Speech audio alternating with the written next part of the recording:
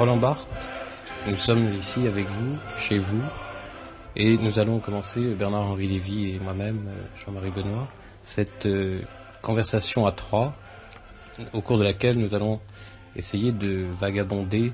sans aucune direction préétablie, sans nous imposer la gêne et le carcan d'un discours. Je voudrais néanmoins auparavant vous situer et peut-être vous entendre vous situer. Je voudrais simplement rappeler combien vous avez marqué toute notre génération par le travail d'invention sémiotique, par la méthode et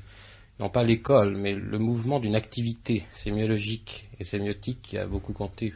pour nous dans le monde littéraire, intellectuel, philosophique au cours de ces dernières années, et puis aussi par la liberté avec laquelle,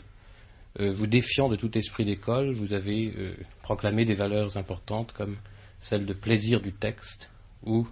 ce côté joueur et sérieux en même temps de la critique dans votre ouvrage Critique et vérité. Vous venez d'entrer au Collège de France, nous avons entendu votre leçon inaugurale,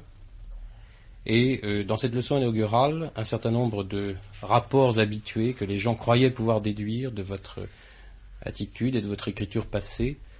ont bénéficié soit d'un élargissement, d'un assouplissement, ou au contraire d'une sorte de, non pas de dérision, mais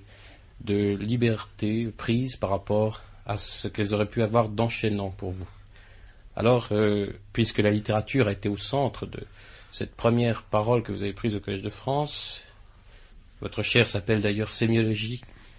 littéraire ou sémiologie de la littérature, je voudrais vous demander d'abord si la littérature ici pour vous fonctionne avec un grand L ou un petit L et comment vous vous inscrivez dans l'espace